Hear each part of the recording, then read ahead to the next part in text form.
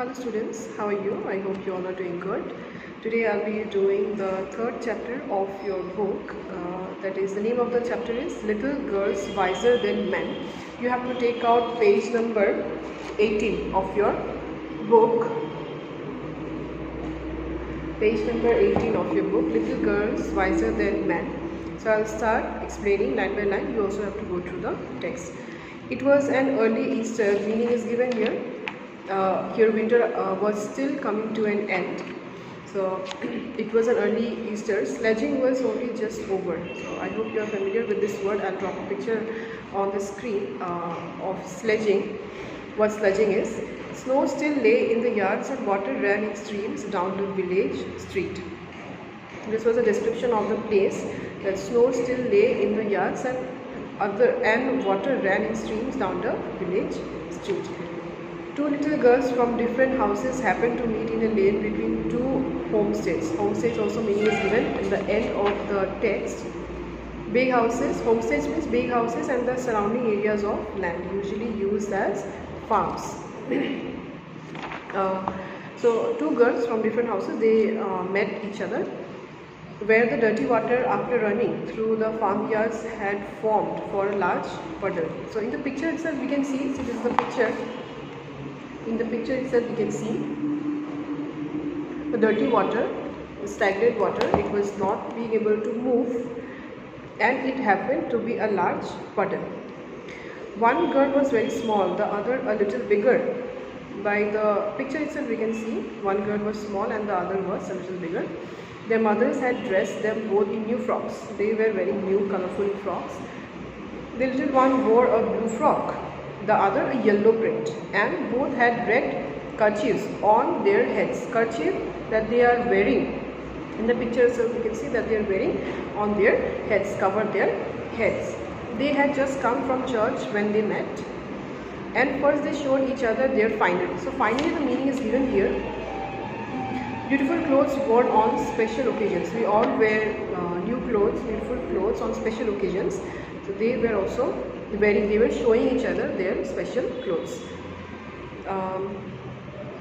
And then they began to play on that, in that water puddle. Soon the fancy took them to splash about in the water, and the smaller one was going to step into the puddle, shoes and all, when the elder checked her. They were stepping inside that puddle in order to play. "Don't go in so, Malasha," said she. "Your mother will scold you." One of the girls' name is Malasha. She was not letting her go and play in the puddle. "I will take off my shoes and stockings and you take off yours." So first, in order to play there, we have to take off our shoes, otherwise it will get dirty. They did so. Then picking up their frocks, they began walking towards each other through the puddle. The water came up to Malasha's ankles.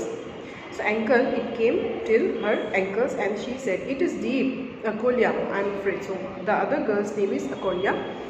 "Come on," replied the other, "don't be frightened, I won't get any deeper."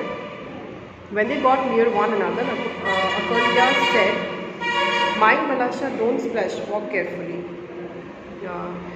So she asked her to walk carefully there.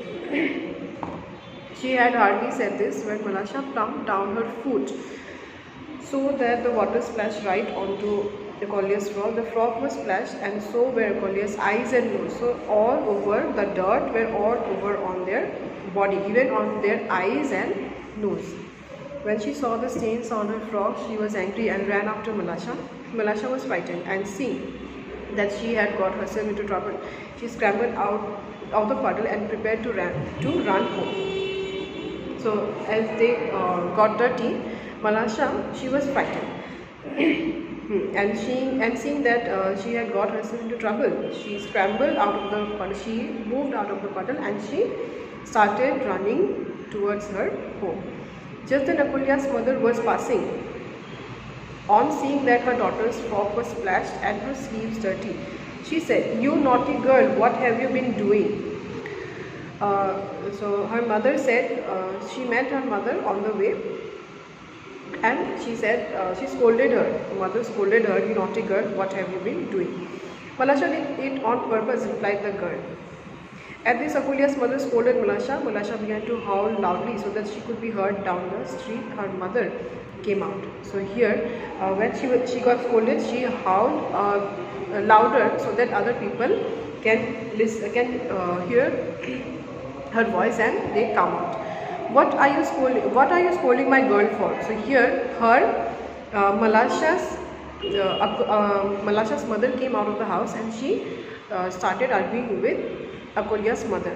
Why are you screaming, yelling at my girl? One word led to another and they had an angry quarrel. Both of the mothers now, they are having angry quarrel with each other. The man came out and a crowd gathered in the street. Everyone shouting and no one listening. There was a big gathering now. Okay, they were shouting, fighting, arguing. They went on quarreling till one gave another a push. And the affair had very nearly come to blows. They were blowing each other with their fists. Then Akolya's old grandmother stepped in and tried to calm them. What are you thinking of, friends? The grandmother came out, Akolya's grandmother came out, and she asked, what are you thinking of, friends? Is it right to behave so? On a day like this too, it is a time for rejoicing and not for such folly as this. Folly meaning is given here, foolishness. They would not listen to the old lady, so that old lady was also ignored. They were so busy in fighting with each other. She would not have been able to quieten the crowd if it had not been for Akolya and Malasha themselves, while the women were shouting at each other. Akolya had wiped the mud off her frock and gone back to the puddle. She took a stone and began scraping away the earth around the puddle to make a channel through which the water could run out into the street. So the place was actually covered with mud. So what she did, Akolya, she went and she took a pebble, she took a stone, a big stone, and she started scraping away the mud that is surrounding it, so that the water that goes through the street. Presently, Malasha joined her and with a chip of wood helped her dig the channel. So now, Malasha, she also joined her, Akolya, and she, with the help of chip of wood, she dig a channel through which the water can pass.